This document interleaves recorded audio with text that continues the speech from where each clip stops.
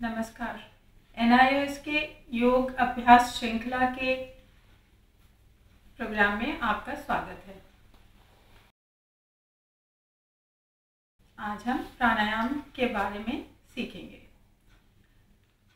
यह वीडियो उन लोगों के लिए बहुत लाभकारी होगा जिन्होंने पहले कभी प्राणायाम नहीं सीखा है, क्योंकि इस वीडियो में प्राणायाम की विधि, सावधानी तथा लाभ सभी को विस्तार पूर्वक बताया गया है। इसलिए फर्स्ट टाइम लर्नर्स बहुत सहजता से प्राणायाम की विधि को सीख पाएंगे।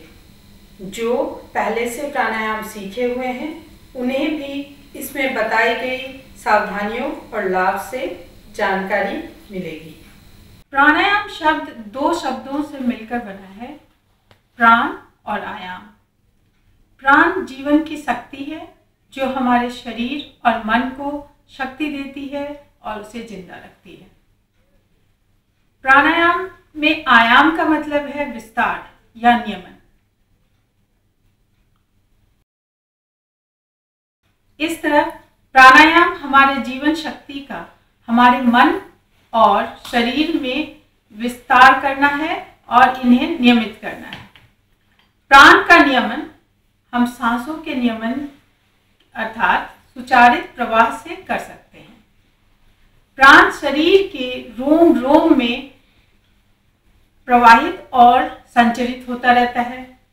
इसके संचरण में हजारों हजार सूक्ष्म नाड़ियां जो हम इस प्राण के संचरण का काम करती है, हमारे शरीर में चक्र होते हैं, वो भी प्राण के संचरण में सहायक होते हैं।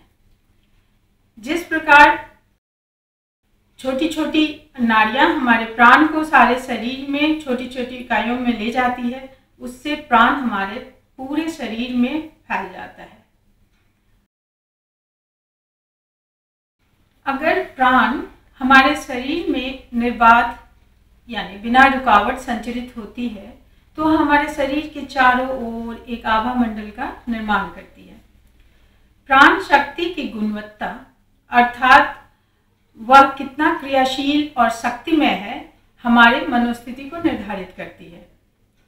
प्राण शक्ति का प्रवाह अगर निर्बाध और बलवान है तो हमारा मन भी स्वस्थ होता है और शांत, तेजमय और सुखी होता है।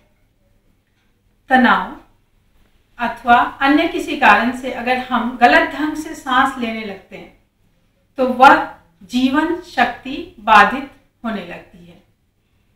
ऐसे में नेगेटिव थॉट्स और एनर्जी जैसे किसी चीज़ की चिंता, भय, दुख, क्रोध आदि हमारे मन को बहुत प्रभावित करते हैं। इस तरह हमारी प्राण शक्ति कमजोर होती है और बीमारी को जन्म देती है। तो हम कह सकते हैं कि सांस का प्राण के निर्बाध गमन के लिए, संचरण के लिए बड़ा महत्व है। तो आइए अब जानें कि सांसों को किस तरह से लें जिससे हमारी जीवन शक्ति ऊर्जावान रहे। सबसे पहले हम प्राणायाम अथवा श्वास प्रश्वास से जुड़े हुए कुछ टर्म्स को समझें। सांस लेने अथवा छोड़ने में हम 3 तरह की क्रियाएं करते हैं। पहला, सांस को हम फेफड़ों में भरते हैं इनहेल के थ्रू, जिससे योग की भाषा में पूरक कहते हैं। दूसरा, सांस को फेफड़े से निकालना है, जिसे योग की भाषा में रेचक कहते हैं, जिसमें हम सांस को बाहर की ओर निकालते हैं। और तीसरी क्रिया है जब हम सांस को रोकते हैं। तो इस सांस को हम 2 तरह से रोक सकते हैं। योग की भाषा में सांस रोकने की क्रिया को कुंभक कहते हैं। सांस को हम 2 प्रकार से रोक सकते हैं। एक तो हमने फेफड़ों में सांस भरी और उसे अंदर रोक लिया, तो इसे अंतर कुंभक कहते हैं। और दूसरा, फेफड़े से बाहर सांस को निकाला और उसे बाहर ही रोक लिया, तो इसे बाह्य कुंभक कहते हैं। तो हम अभी तक हमने क्या क्या सीखा? सबसे पहले तो हमने सीखा प्राणायाम क्या है। प्राणायाम, प्राण और आयाम दो चीज़ों से मिलकर बना है, दो शब्दों से, और प्राण पे सांसों का बहुत ही असर होता है। हम कैसे सांस लेते हैं इसका बहुत असर होता है। तो प्राणायाम जो हम करते हैं उसमें हम सांसों पे ही ध्यान देते हैं और सांसों के ही कंट्रोल से, उसके नियमन से, उसके संचरण को हम अपने शरीर में धारण करते हैं। तो ऐसे में नाड़ी शोधन, अनुलोम विलोम, भस्त्रिका, भ्रामरी, कपालभाति, उज्जयी, सूर्यभेदी, चंद्रभेदी, शीतली, शीतकारी आदि आदि बहुत सारे प्राणायाम के द्वारा हम अपने प्राणों का नियमन अपने शरीर में करते हैं। जो आज हम प्राणायाम सीखेंगे, 3 प्राणायाम सीखेंगे, उनमें कपालभाति, नाड़ी शोधन या अनुलोम विलोम, नाड़ी शोधन अनुलोम विलोम का ही एडवांस रूप है, और तीसरा भ्रामरी प्राणायाम।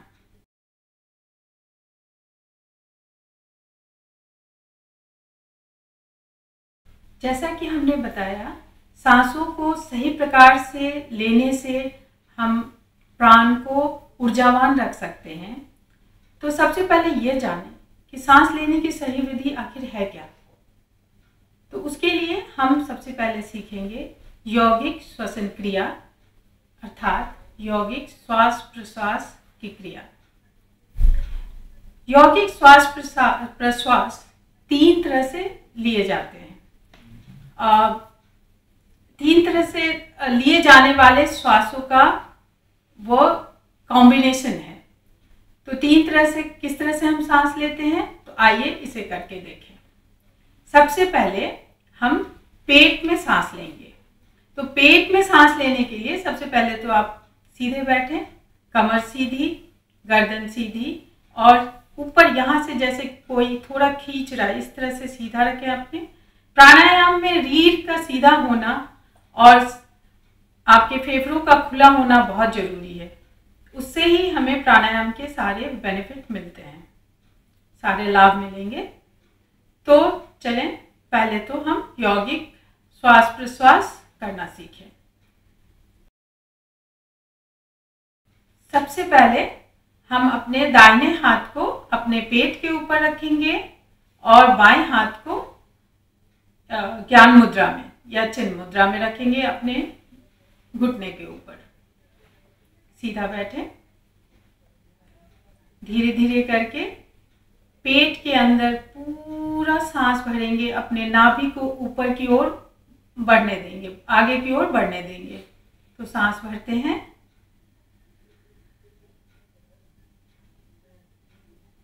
इस तरह से आप देखेंगे कि आपका हाथ ऊपर की ओर बढ़ता है और धीरे धीरे सांस छोड़ेंगे। पेट को पूरा अपने मेरुदंड की ओर खींचना है, अपने नाभि प्रदेश को। तो यहाँ से फिर से सांस छोड़ेंगे,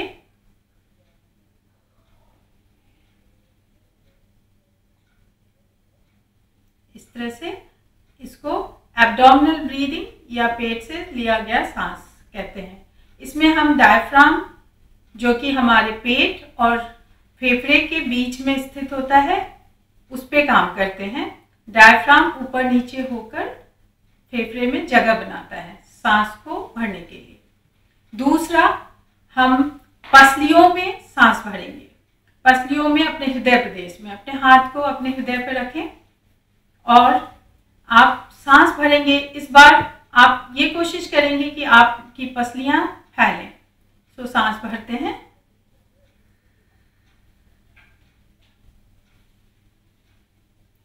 और धीरे धीरे सांस छोड़ेंगे। पसलियों को वापस उनके नॉर्मल स्थिति में, सामान्य स्थिति में आने देंगे। अब तीसरे तरह का सांस लेना, जो कि सबसे छोटा सांस होता है, ये हम अपने कॉलर बोन और सीने के ऊपर हाथ रख के देखेंगे। हमारा कॉलर बोन, ये यहाँ की हड्डी, गले के नीचे की जो हड्डी होती है, उस हड्डी को फैलाएंगे और ये चेस्ट एरिया फैलाएंगे। तो सांस लेते हैं, सीने की एरिया को, ऊपर के सीने को फैलाना है और धीरे धीरे इसे सामान्य स्थिति, सांस छोड़ते हुए सामान्य स्थिति में ले आएंगे। इस तरह से हमने 3 तरह से सांस लेना सीखा। एक एब्डोमिनल ब्रीदिंग, दूसरा आपकी थोरैसिक ब्रीदिंग एंड तीसरा आपके जो कॉलर बोन के पास लिया वो। इस तरह से 3 तरह से हमने सांस ली। अब इन तीनों सांसों को एक क्रम में क्रमिक श्वास प्रश्वास लें तो यह यौगिक श्वसन क्रिया कहलाती है। तो चलें इन तीनों श्वासों को एक साथ मिलाकर लेते हैं और यौगिक श्वसन क्रिया सीखते हैं। इस बार हम दोनों हाथ ज्ञान मुद्रा में रखेंगे अपने घुटनों पे, सुखासन में या अर्ध पद्मासन में या पद्मासन में। जो लोग पद्मासन कर सकते हैं वो पद्मासन में बैठेंगे। अपने दोनों हाथों को अपने घुटने पे रखेंगे और दोनों हाथ ज्ञान मुद्रा में। धीरे धीरे आंख को बड़े आराम से सुखपूर्वक बंद करेंगे। हमारा बैक, हमारा स्पाइन, हमारा मेरुदंड सीधा होगा, नेक भी सीधा होगा, गला सीधा, गर्दन सीधी। अब हम पहली बार हम इनहेल करते हुए पहले तो पेट को फुलाएंगे, फिर हृदय प्रदेश को और बाद में ऊपर कॉलर बोन के पास। तो सांस लेते हैं,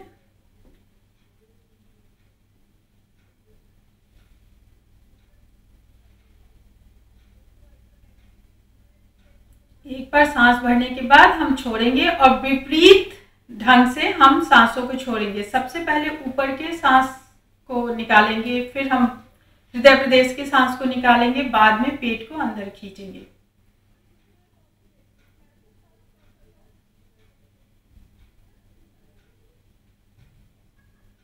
एक बार फिर से लेते हैं, पहले पेट में, फिर हृदय में, फिर सीने के ऊपर जिसमें हमारा कंधा भी खुलता है, और फिर छोड़ते समय सबसे पहले कंधा को नॉर्मल स्थिति में आने देंगे, सामान्य स्थिति।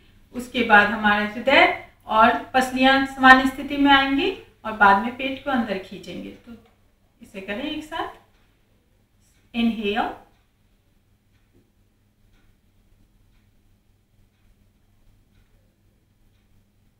एक्सहेल।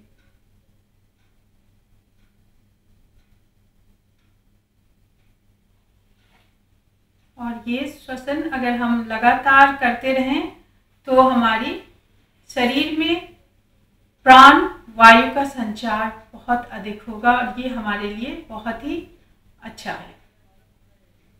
ये 5 से 6 बार करने के बाद आप सीधा बैठ के आंखें बंद करके विश्राम कर सकते हैं।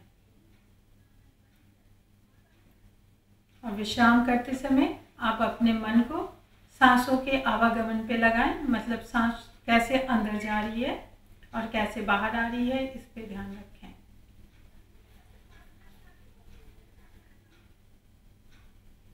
तो दिन भर में आप कोशिश करके यौगिक श्वसन को करने की कोशिश करें। यह दीर्घ सांस लेने की विधि है और लंबी सांस लेने की विधि है। तो अंतराल में देखें तो ये ज़्यादा समय तक श्वास और प्रश्वास की क्रिया चलती है और बहुत गहराई तक जाती है। इस तरह से सबसे पहले हम सही सांस लेना सीखें। अगर हम छोटे सांस लेते हैं, अगर हम अपने सीने तक या अपने कॉलर बोन तक सांस लेते हैं तो हम बीमार पड़ेंगे। हमारे अंदर ऑक्सीजन अंदर हमारे फेफड़ों में पूरा नहीं जा पाता, इसलिए लंबे सांस लेना सीखना चाहिए। सबसे अच्छा गाइड है, एक छोटे बच्चे के श्वसन को आप देखें, वो किस तरह से श्वास लेता है, कैसे उसका पेट उठता है, फिर वो सीने को फैलाता है और किस तरह से वो सांस छोड़ता है।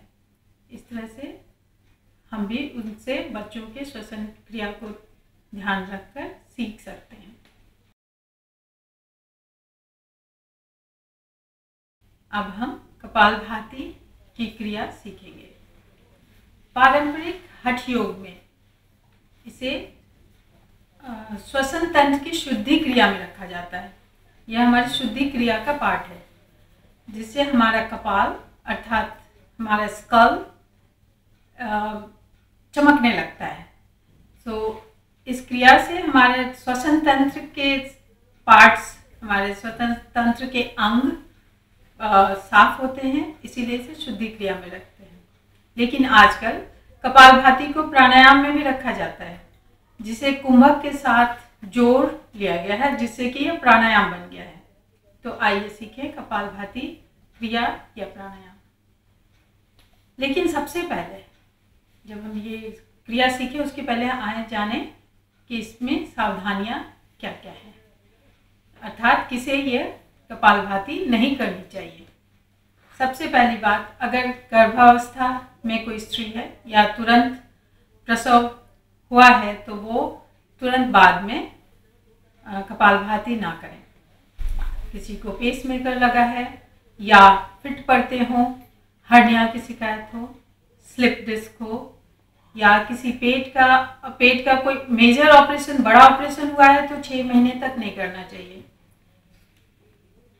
तो आप खुद भी समझ सकते हैं कि अगर किसी कारण से पेट में कोई प्रॉब्लम है, पेट से रिलेटेड, तो आप ऑपरेशन हुआ है तो आप नहीं करेंगे, क्योंकि इसमें आप पेट को, अभी आप देखेंगे कि हम इसके जब इसका अभ्यास करेंगे तो किस तरह हम पेट को बहुत उपयोग करते हैं, पेट के आगे पीछे करने को। ठीक है, तो हाइपरटेंशन या हृदय के रोगियों को भी यह कपालभाति की क्रिया नहीं करनी चाहिए अपने आप। अगर किसी योग प्रशिक्षक के साथ आप बैठ के करते हैं तो फिर भी आप कर सकते हैं, क्योंकि योग प्रशिक्षक आपको बताएगा कि कितना और किस लेवल तक करना है। इसी तरह हाई ब्लड प्रेशर के भी मरीज अगर किसी प्रशिक्षक की देखरेख में करें तो अच्छा है। तो आइए सीखें कपालभाति। सबसे पहले कपालभाति की क्रिया, अगेन आपको इसमें भी सबसे पहले किसी भी ध्यानात्मक आसन में बैठना है। सबसे आसान है सुखासन में बैठना, ऐसे आलती पालती मार के जो बैठते हैं, या फिर आप अर्ध पद्मासन में बैठ जाइए। जिनके घुटने में प्रॉब्लम नहीं है वो लोग पूर्ण पद्मासन में बैठ सकते हैं। एक पैर ये डाला और दूसरा पैर उठा के फिर से इसके ऊपर डालते हैं। मैं पूर्ण पद्मासन नहीं लगाती, मैं अर्ध पद्मासन में बैठ के ये सिखाऊंगी। सबसे पहले आप अपने पीठ को सीधा कर लें। आपकी रीढ़ की हड्डी सीधी होनी चाहिए, गला सीधा। गला सीधा करने का एक बड़ा अच्छा टेक्निक है। हमेशा सोचिए ऊपर से कोई आपको यूं खींच रहा है, और सीने को खोल के रखिए जिससे कि सांस फेफड़ों में भर सके। हाथों को ज्ञान मुद्रा में अपने घुटने के ऊपर, और आंख धीरे धीरे बंद करेंगे। लेकिन उसके पहले सीखें कि हमें करना क्या है आंख बंद करने से पहले। तो सबसे पहले हमें पेट को पीछे की ओर धक्का देना है, और उस समय हमें नाक से सांस छोड़नी है। जब हम पेट को पीछे की ओर धक्का देते हैं उसी समय हमें नाक से सांस छोड़नी है, और सांस लेने को ध्यान नहीं देना। एक्टिवली अपने दिमाग से हम केवल सांस छोड़ रहे हैं, सांस लेना अपने आप हो जाएगा। देखें कैसे करना है। सीधे बैठे, सांस पहले तो एक बार सांस छोड़ दें, फेफड़ा खाली करें, फिर सांस पूरा फेफड़े के अंदर लें और एक झटके से पेट को धक्का दें।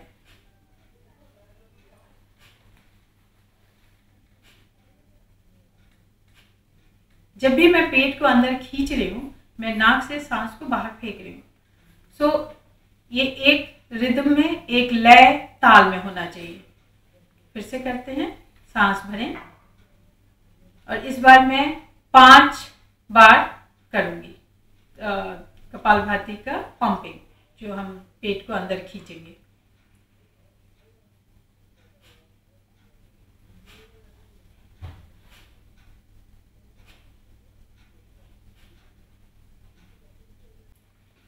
तो हमने देखा कपालभाति क्रिया में किस तरह से पेट को पीछे की ओर धक्का देते हुए हम नाक से सांस छोड़ते हैं। इसमें 2 चीजें बहुत जरूरी हैं जानना। अगर आपकी शारीरिक शक्ति ज़्यादा नहीं है तो पेट को बहुत तेज़ धक्का ना दें और सांस बहुत तेज़ ना छोड़ें। आराम आराम से करें। इसको बहुत तरह से कर सकते हैं। एक एकदम धीमे, जिससे बहुत फ़ायदा तो नहीं होगा, लेकिन शुरू में अगर आप अपने को कपालभाति के लिए तैयार करना चाहते हैं तो बहुत धीमा कपालभाति के स्ट्रोक को करेंगे। सो उस समय ऐसे कर सकते हैं। एंड दूसरा, आप इसे थोड़ा इससे मीडियम मध्यम तरह से थोड़ा बीच तक ज़्यादा खींचेंगे वो।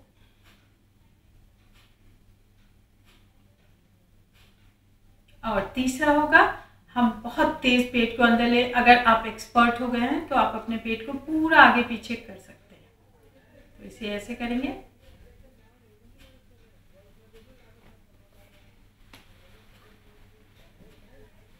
ओके, सो एक तो ये हो गया कि आप कितना पेट को अंदर खींचते हैं। दूसरा है कि आप सांस कितना जल्दी जल्दी छोड़ते हैं या कितना धीरे धीरे छोड़ते हैं। फिर से मैं यही बोलूँगी, अगर आपकी शारीरिक क्षमता कम है, आप जल्दी थक जाते हैं, तो आप सांस को बहुत ही धीरे धीरे, उसका एक बहुत अच्छा गाइडलाइन है। बहुत कमज़ोर लोगों के लिए आप ये कह सकते हैं कि आप 1 मिनट में 40 बार के रेट से, के दर से करें। तो जरूरी नहीं है कि आप 40 बार करें, मैं दर की बात कर रही हूँ। आप हो सकता है 20 बार करने पे रुक जाए, लेकिन होगा ये तो आधा मिनट में आप 20 बार करेंगे। तो 1 मिनट में 40 बार की दर से करना है। तो जैसे आप उसमें एकदम धीरे धीरे करेंगे।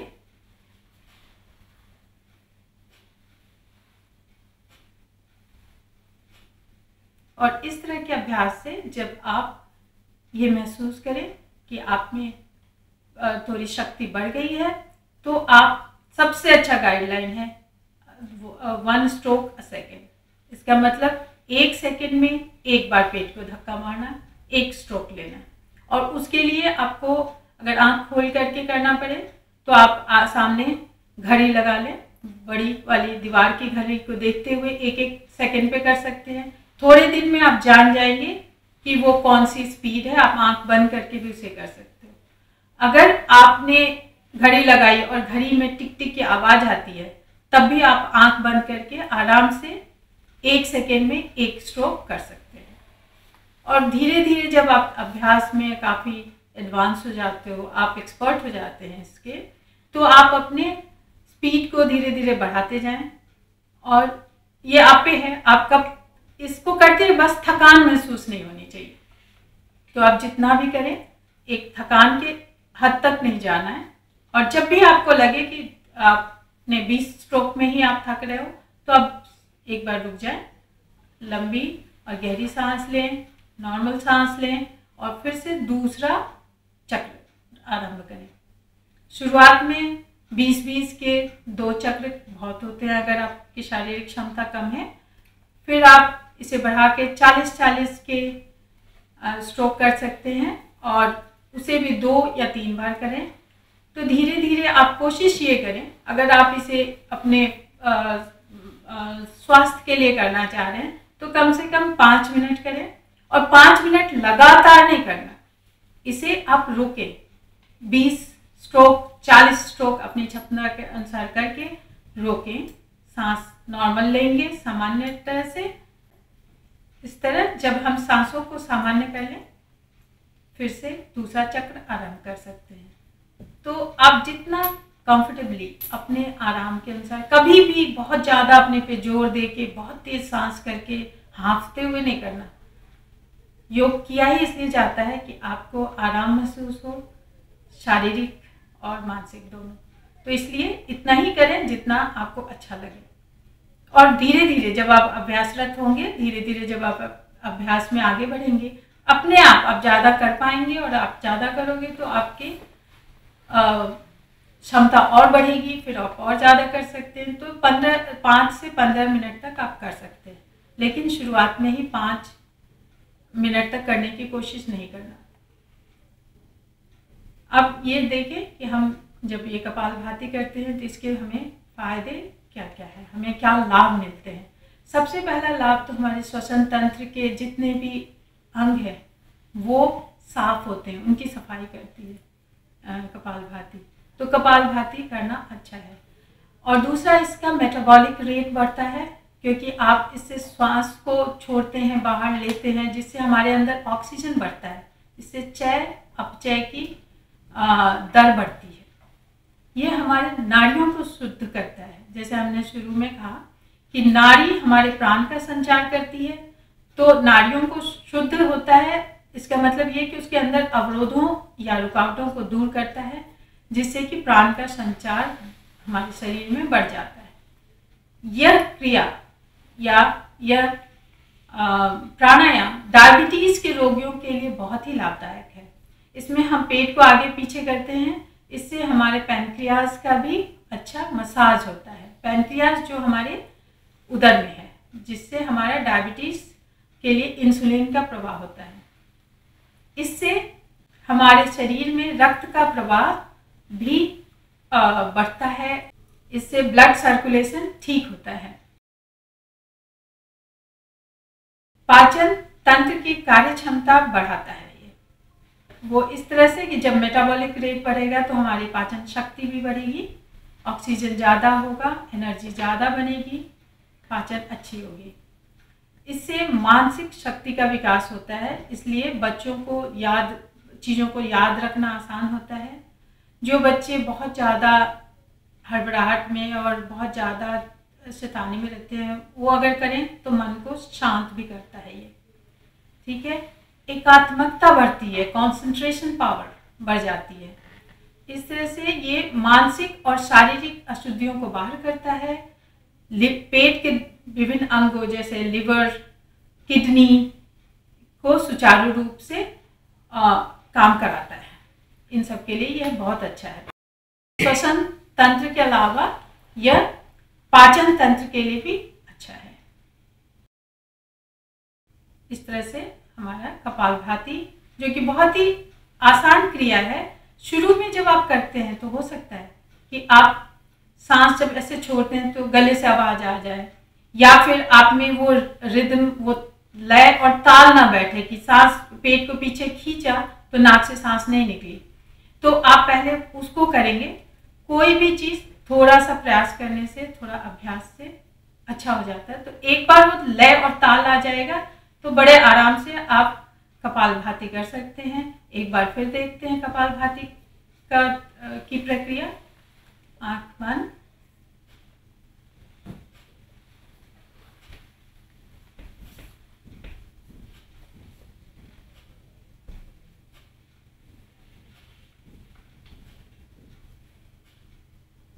तो आपने देखा इसमें मेरा शरीर का कोई अंग और अंग नहीं हिलता, केवल सिर्फ पेट आगे पीछे होता है और नाक से सांस निकलती है। ध्यान को आप आज्ञा चक्र दोनों भौहों के बीच में रख सकते हैं। आंख बंद करके अपने ध्यान को यहाँ लगाइए, बहुत अच्छे परिणाम होंगे। अब लेते हैं एक छोटा सा विराम, जिसमें हम योगासन को मनोरंजक नृत्य के रूप में प्रस्तुत कर रहे हैं। आइए देखें योग के विभिन्न आसन नृत्य और संगीत के सम्मिलित रूप में।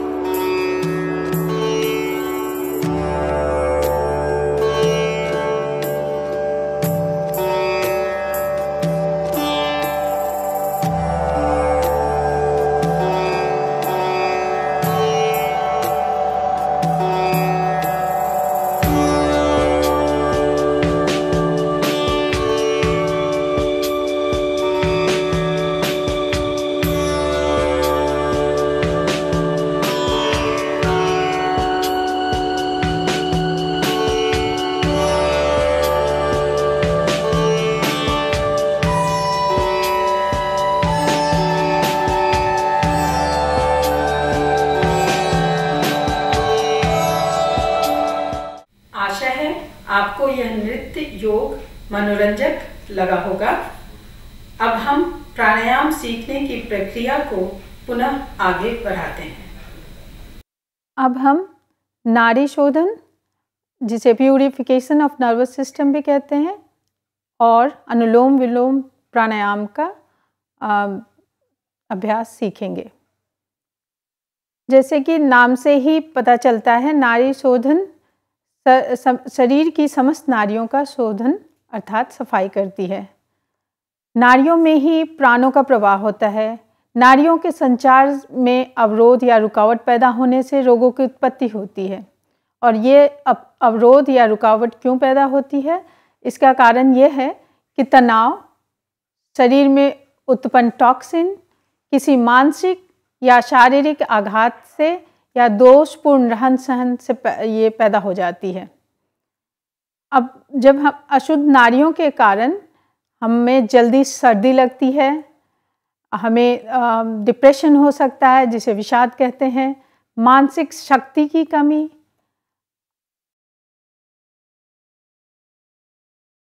पाचन शक्ति में कमी, क्रोध, चिड़चिड़ापन, सूखी चमड़ी, ये सभी नाड़ियों में अवरोध के कारण उत्पन्न होता है। नाड़ी शोधन अथवा अनुलोम विलोम प्राणायाम सभी लोग एक नियंत्रण के साथ कर सकते हैं। इसके विपरीत परिणाम ना के बराबर हैं। इसके लाभ ये हैं, यह शरीर और मन को शांत करता है और रिलैक्स रखता है, थकान और उदासी को दूर करता है। चलिए आगे देखें नाड़ी शोधन हम कैसे करें। सबसे पहले कि जैसे हम किसी भी प्राणायाम में करते हैं, हम किसी ध्यानात्मक मुद्रा में बैठेंगे, या तो हम सुख आसन में बैठेंगे इस तरह से, या अर्ध पद्मासन और पूर्ण पद्मासन, किसी एक ध्यानात्मक मुद्रा में बैठेंगे।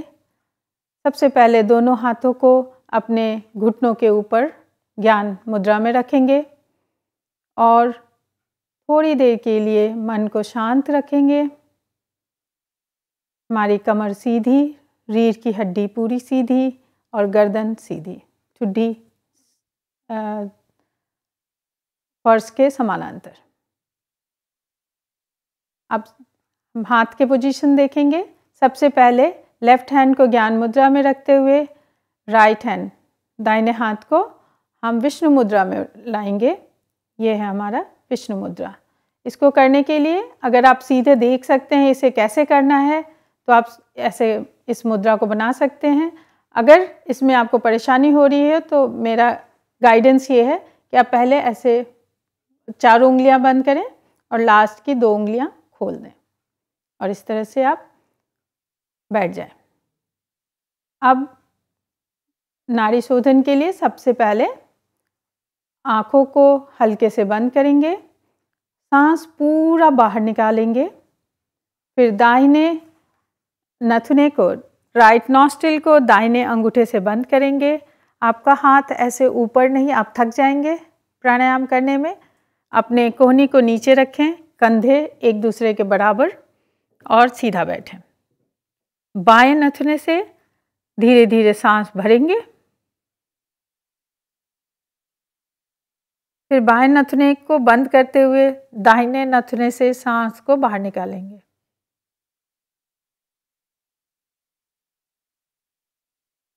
फिर दाहिने नथुने से सांस को भरेंगे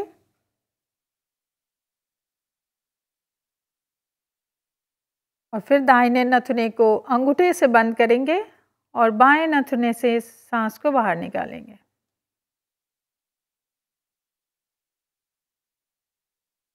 इस तरह से नाड़ी शोधन अथवा अनुलोम विलोम का एक चक्र पूरा हुआ। नाड़ी शोधन अनुलोम विलोम का एडवांस रूप है। जो हमने किया इसे अनुलोम विलोम कहते हैं। इसमें हमने एक नथुने से सांस लिया और दूसरे नथुने से निकाला, फिर दूसरे नथुने से सांस लेकर पहले नथुने से निकाला और इस चक्र को पूरा किया। इसे अनुलोम विलोम कहते हैं। लेकिन नाड़ी शोधन में हम एक बार सांस लेंगे एक नथुने से और कुछ देर के लिए अपने सांस को रोकेंगे। तो वो जब हम कुंभक लगाते हैं बीच में तो हमारा ये नाड़ी शोधन सिद्ध होता है। तो चलें एक बार हम नाड़ी शोधन करते हैं। सबसे पहले अनुलोम विलोम फिर से करते हैं और फिर उसे मैं नाड़ी शोधन के रूप में करके दिखाऊंगी। तो सबसे पहले आँख को धीरे से बंद कीजिए, दाहिने अंगूठे से दाहिना नॉस्ट्रिल बंद कीजिए नथुने को, बाएं से सांस लेंगे, हमेशा बाएं से शुरू करते हैं। इनहेल, सांस लें, बाएं को बंद, दाहिने से सांस निकालें, दाहिने से सांस लें और बाएं से निकालें। ये हुआ अनुलोम विलोम। अब हम इसे नाड़ी शोधन के रूप में करेंगे। सबसे पहले दाहिने नथुने को दाहिने अंगूठे से बंद करेंगे, बाएं नथुने से सांस लेंगे और दोनों नथुनों को बंद करके सांस को रोकेंगे।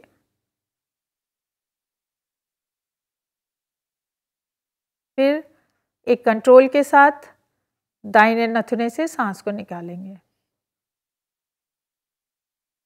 फिर दाहिने नथुने से सांस को भरेंगे, दोनों नथुनों को बंद करेंगे, सांस रोकेंगे और फिर बाएं नथुने से सांस को धीरे धीरे बाहर निकालेंगे। ये नाड़ी शोधन का एक चक्र पूरा करता है। हमेशा अनुलोम विलोम या नाड़ी शोधन बाएं नथुने से शुरू करते हैं और दाहिने नथुने से निकालते हैं सांस, फिर दाहिने नथुने से सांस लेते हैं और बाएं से निकालते हैं।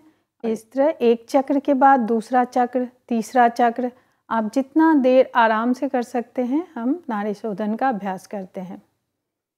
नाड़ी शोधन प्राणायाम में सांस लेने, रोकने और छोड़ने में लगे समय में परिवर्तन कर हम ज़्यादा एडवांस और डीप अभ्यास कर सकते हैं। आइडियली सांस लेने, सांस रोकने या सांस छोड़ने का अनुपात 1:4:2 होता है, मतलब 1:4:2 होता है। इसका मतलब ये है कि 1 अनुपात तक सांस लेते हैं। माना कि हमने 3 सेकंड सांस लिया तो हमें उससे 4 गुना सांस रोकना है, तो वो हमारा हो जाएगा 12 सेकंड और फिर हमें उसके जितना सांस लिया उसका 2 गुना हमें सांस छोड़ना है, तो हो जाएगा 6 सेकंड। तो इस तरह से हम अगर अपना अभ्यास करते हैं तो ये हमारा आइडियल नाड़ी शोधन का टाइमिंग है। लेकिन शुरुआत में ही हम इस अनुपात तक नहीं पहुंचते हैं, तो कैसे करेंगे? सबसे पहले कुछ दिनों तक अनुलोम विलोम का अभ्यास करना चाहिए, जहाँ कि हम सांस नहीं रोकते, कुंभक नहीं करते। सांस लेने और छोड़ने के अंतराल को हम धीरे धीरे बढ़ाते जाते हैं जैसे जैसे हम अभ्यास में एडवांस होते जाते हैं।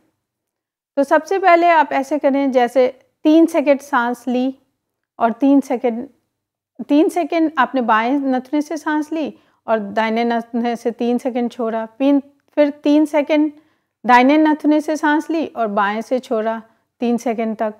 तो ये हो गया हमारा एक चक्र हमारे अनुलोम विलोम का। ऐसा 10-12 चक्र हम 5 से 6 दिनों तक करें। 4-5 दिनों के बाद अगर आपको लगता है कि आप और एडवांस कर सकते हैं तो आप 4 सेकंड सांस लें और 4 सेकंड छोड़ें और इस तरह से आप कुछ दिनों तक अभ्यास करें। 10 से 12 दिनों के अभ्यास के बाद आप 4 सेकंड सांस लें, 4 सेकंड सांस को रोकें और फिर 4 सेकंड सांस को छोड़ें। एक काम करना है, जब आप सांस रोकते हैं तो अपने शरीर को तनाव की स्थिति में नहीं रखना है, केवल सांस रोकना है, शरीर रिलैक्स्ड रहेगा। और इस तरह से धीरे धीरे आप 5 दिन और अभ्यास करेंगे। उसके बाद हम 4 सेकंड सांस लेंगे, 8 सेकंड रोकेंगे और फिर 4 सेकंड तक सांस छोड़ेंगे दोनों ओर से। उसके 5-7 दिन जब आप अभ्यास करते हैं, आपको लगता है आपको आपके सांस के ऊपर नियंत्रण बढ़ गया है और आप ज़्यादा सांस होल्ड कर सकते हैं, अंदर रोक सकते हैं, कुंभक कर सकते हैं, तो हम उसके बाद 4 सेकंड सांस लेंगे, 8 सेकंड सांस रोकेंगे और 8 सेकंड सांस छोड़ेंगे। और फाइनली 1 महीना 25 दिन के बाद हम 4 सेकंड सांस लेंगे, 16 सेकंड सांस रोकेंगे और 8 सेकंड सांस छोड़ेंगे। इस तरह से हम 1:4:2 के अनुपात तक पहुंच जाएंगे।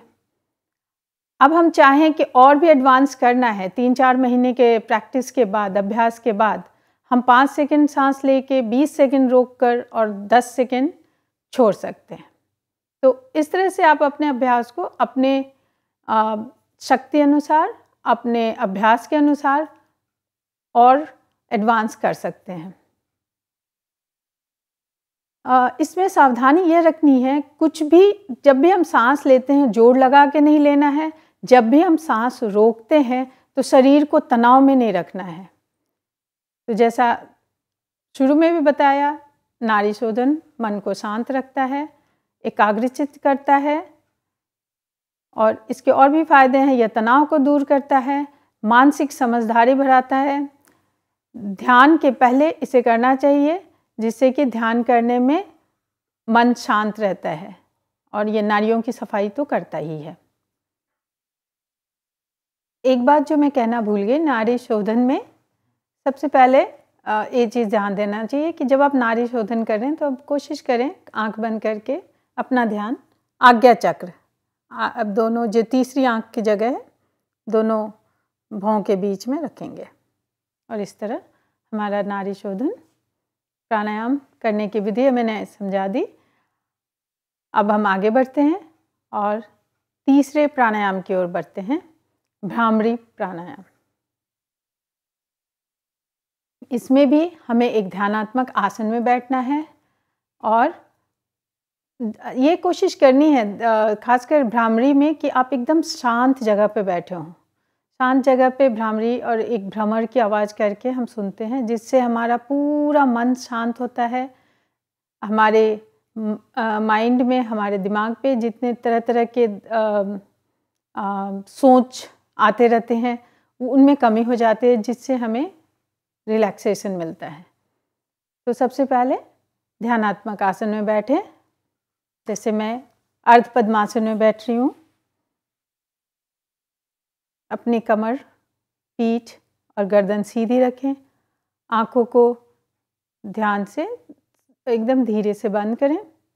अब अपने अंगूठे से अपने कान को बंद करेंगे। कान का ये जो निकला हुआ हिस्सा है इसको दबाएंगे दोनों हाथों से और अपने इंडेक्स फिंगर, तर्जनी अंगुली को अपने आईब्रोज के ऊपर, अपने भौं के ऊपर रखेंगे और बाकी 3 उंगलियों को अपने आँख के ऊपर हल्के से रखेंगे। अपने दोनों जबड़ों को भींचना नहीं है, इन्हें सटाना है हल्के से। और इस स्थिति में सीधा बैठ के और हम भ्रमर की आवाज़ निकालेंगे। सबसे पहले अपने नाखूनों से सांस लेंगे और फिर भ्रमर की आवाज़ निकालते हुए नाखूनों से ही सांस को छोड़ेंगे। तो शुरू करते हैं। इनहेल, सांस लेते हैं।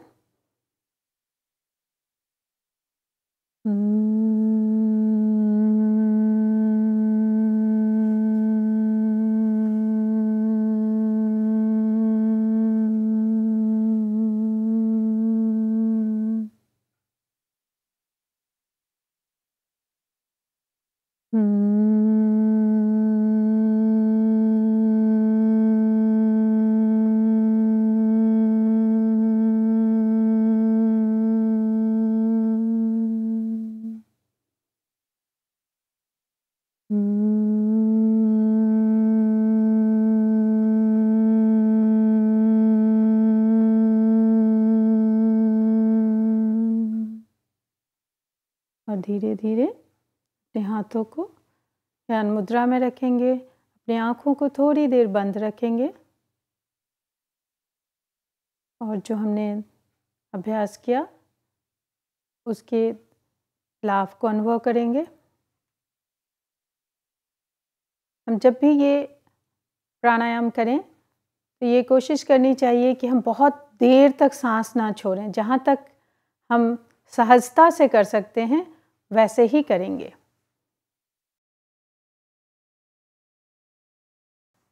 भ्रामरी प्राणायाम हर कोई कर सकता है, बस एक ज़रूर ध्यान रखना चाहिए कि ये खाली पेट करें। जैसे कि किसी प्राणायाम को हम खाली पेट ही करते हैं। इसके लाभ अनेकों हैं।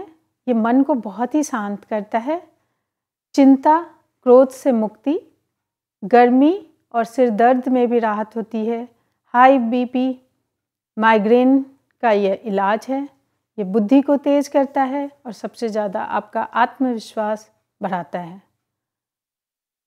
जैसे आप जब भी आपका मन बहुत बातों में भटकने लगे तो मन को शांत करने के लिए यह प्राणायाम आप आराम से कर सकते हैं। साइनस का इलाज है, आपकी सोच सकारात्मक बनती है। तो भ्रामरी प्राणायाम को आप अपने जीवन में जब भी आप मेडिटेशन करते हैं, ध्यान करने जाते हैं, उसके पहले भी कर सकते हैं मन की शांति के लिए। और ये था हमारा भ्रामरी प्राणायाम। तो अभी तक हमने 3 तरह के प्राणायाम को करना सीखा। जो सबसे पहली बात है, प्राणायाम जब भी आप करें तो आप खाली पेट करें।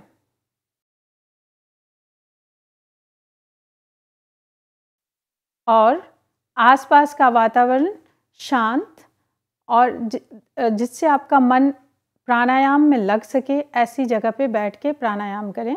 ताज़ी हवा हो तो बहुत अच्छा है। अपने घर के छत पे किसी बागान में बैठ के प्राणायाम करें, क्योंकि इसमें ऑक्सीजन, ये सांसों का ही प्रवाह है, तो इसमें ऑक्सीजन ज़्यादा से ज़्यादा अंदर जाए। तो ऐसे वातावरण में प्राणायाम करना चाहिए जहाँ के आसपास अच्छी शुद्ध वायु है। आशा है आप अपने जीवन में प्राणायाम को शामिल करेंगे और प्राणायाम से लाभ उठाएंगे। धन्यवाद।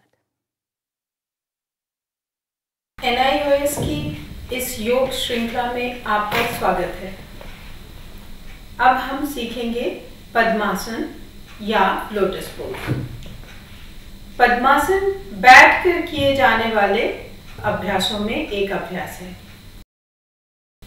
यह आसन अकेले शारीरिक, मानसिक एवं आध्यात्मिक रूप से आपको सुख एवं शांति देने में सक्षम है। इस आसन को ध्यान के लिए सर्वश्रेष्ठ योग अभ्यास माना गया है। आए सीखें पद्मासन कैसे लगाना है या इस आसन को कैसे करना है। तो देखें, सबसे पहले हम अपने दोनों पैरों को आगे सीधा करके बैठ जाएंगे योग मैट पे।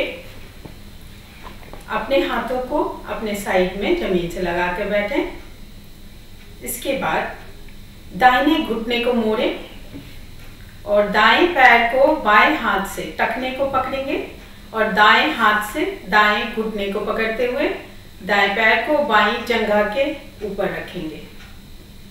और इस तरह से कि जो हमारा एड़ी है, दायां एड़ी, वह उदर के पास हो और पांव का तलवा ऊपर की ओर हो। बाएं घुटने को मोड़ें और बाएं पैर को दाईं जांघ के ऊपर रखें। यहाँ भी ध्यान रहे एड़ी उदर के पास हो और तलवा ऊपर की ओर। इसके बाद सिर को एकदम सीधा रखेंगे, गर्दन सीधी, रीढ़ की हड्डी को सीधी रखेंगे और दोनों हाथों को ज्ञान मुद्रा में अपने दोनों घुटनों के ऊपर रखें। अपने सिर को सीधा रखते हुए आंखों को धीरे धीरे बहुत ही सहजता से बंद करें। इस आसन में अपने ध्यान को आप दोनों भौहों के बीच में आज्ञा चक्र पे लगा सकते हैं और इस स्थिति में ज्ञान मुद्रा में अपने हाथ ऊपर की ओर, आपकी तर्जनी उंगली और अंगूठा, उसके टिप्स एक दूसरे को स्पर्श करते हुए और बाकी 3 उंगलियों को सामने की ओर खोल के रखें। इस स्थिति में धीरे धीरे सांस लें और धीरे धीरे गहरी सांस छोड़ें। ऐसा महसूस करें शरीर से सारे तनाव धीरे धीरे आपसे दूर जा रहे हैं। इस अवस्था में अपने हिसाब से आप जब तक चाहें अपने को बनाए रखें। इस अवधि को हम 1 मिनट से लेकर 1 घंटे तक बढ़ा सकते हैं। धीरे धीरे अपने सांस को लेते रहें और सांस को गहरी सांस छोड़ें।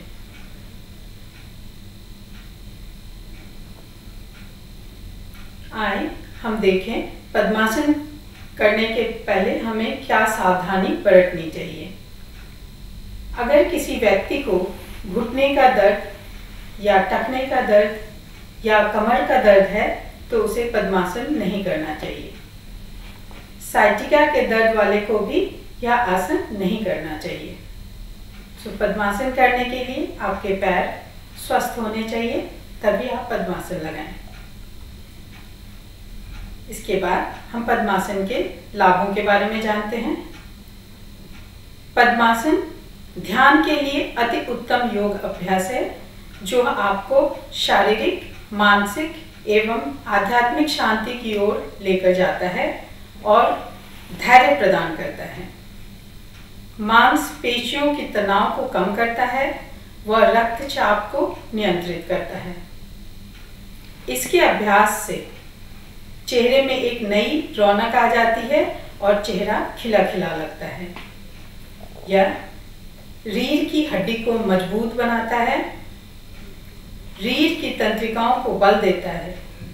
यह रीढ़ के निचले क्षेत्र में अतिरिक्त रक्त प्रवाह कर वहां की तंत्रिकाओं को बल देता है। यह पाचन क्रिया को भी बेहतर करता है, कब्ज को दूर करने में सहायक है। पद्मासन के अभ्यास से एकाग्रता को बढ़ाने में मदद मिलती है।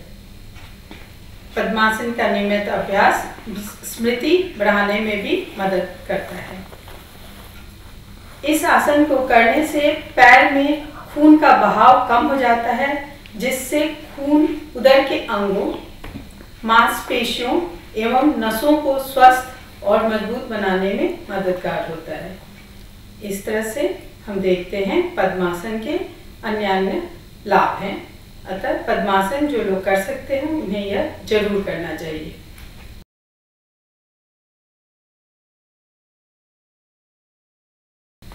अगर आप पद्मासन नहीं कर पाते हैं तो आप पूर्ण पद्मासन ना करके अर्ध पद्मासन, शुरुआत में जो स्वस्थ पैरों वाले हैं वो भी पद्मासन नहीं कर पाते तो उनको शुरू में अर्ध पद्मासन करना चाहिए।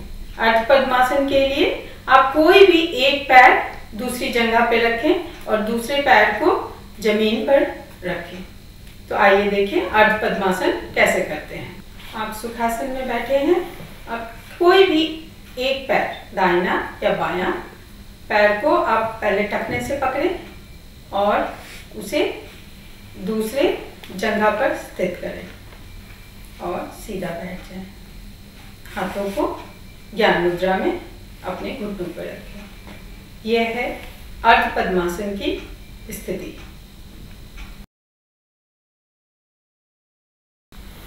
अगर जब आप अर्ध पद्मासन एक पैर से लगाने में सक्षम हो जाएं, फिर आप उसे दूसरे पैर से लगाने की कोशिश करें।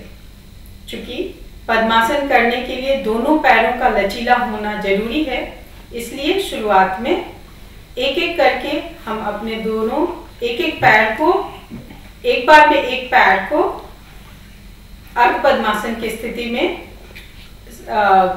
अपने को ट्रेन करते हैं। अभ्यास से उसे लचीला बनाते हैं। एक पैर के लचीला होने के बाद हम फिर दूसरे पैर से अर्ध पद्मासन लगाकर उसे लचीला बनाते हैं। कुछ समय के बाद जब आपको ऐसा लगे कि आप आराम से पद्मासन कर सकते हैं तो पद्मासन लगाने की कोशिश करनी चाहिए। जैसा कि मैंने कहा, पद्मासन के लिए दोनों पैरों का लचीला होना जरूरी है, पर जब आप पद्मासन लगाने जाएं तो दो ऐसे आसन हैं, उसे अगर पहले कर लें तो आपके पैर खुल जाते हैं उस समय पद्मासन लगाने के लिए। वो आसन है, पहला तो बद्ध कोणासन और बटरफ्लाई तितली आसन। तो बद्ध कोण आसन लगाते हैं, हम देखते हैं कैसे बद्ध कोण आसन लगाते हैं। दोनों तलवों को जोड़ें, दोनों पैरों के तल, घुटनों को मोड़ते हुए दोनों पैरों के तलवों को जोड़ें और घुटनों को दोनों साइड गिराएं। अपनी कमर सीधी रखें, हाथ भी एकदम सीधे, ठुड्डी जमीन के समानांतर, गला सीधा। तो इस तरह से हमने बद्ध कोण आसन लगाया, जिसमें हमारे दोनों तलवे मिले हुए हैं और घुटने दोनों साइड में गिरे हुए हैं। इसे कॉबलर्स पोज भी कहते हैं, जो मोची अपने काम करते समय इस पोज में बैठता है। अब इस आसन में ही जब हम घुटनों को ऊपर नीचे हिलाते हैं तो इसको तितली आसन कहते हैं। इससे हमारे पैर की जो मांसपेशियां हैं वो खुलती हैं। तो आप पद्मासन लगाने के पहले तितली आसन करें, बद्ध कोण में बैठकर। बद्ध कोण आसन के अलावा पैरों को खोलने के लिए, उसकी मांसपेशियों को खोलने के लिए हम जानु शीर्षासन कर सकते हैं। इसमें हम दाहिने पैर को सीधा रखेंगे, बाएं पैर के घुटने को मोड़ते हुए बायां तलवा दाहिने पैर की जंघा से अंदर की ओर से सटाएंगे।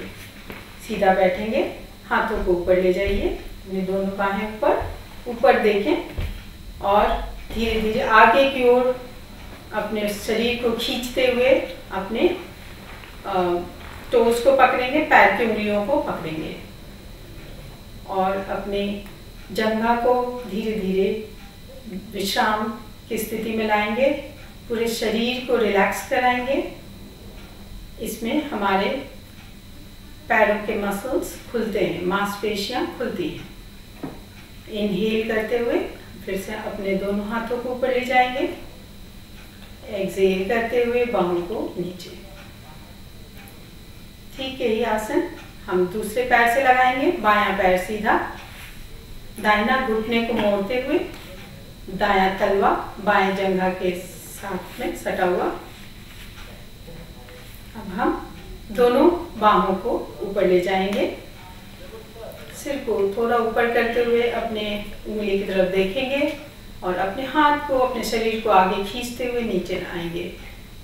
अपने पैर की उंगलियों को पकड़ेंगे और इस स्थिति में अपने जंघा को रिलैक्स कराएंगे, बॉडी को रिलैक्स कराएंगे, अपने शरीर को भी। सांस लेते रहेंगे, सांस नहीं रोकनी है। फिर सांस लेते हुए हाथ को ऊपर ले जाएं और फिर धीरे धीरे अपनी बाहों को साइड में रखें और दोनों पैरों को रिलैक्स स्थिति में सुखासन में ले आएं। ये था पद्मासन से पहले किया जाने वाला आसन, जो पैरों की मांसपेशियों को लचीला बनाएगा, पद्मासन करने में सहायक होगा। तो ये था आज का आसन, पद्मासन। धन्यवाद।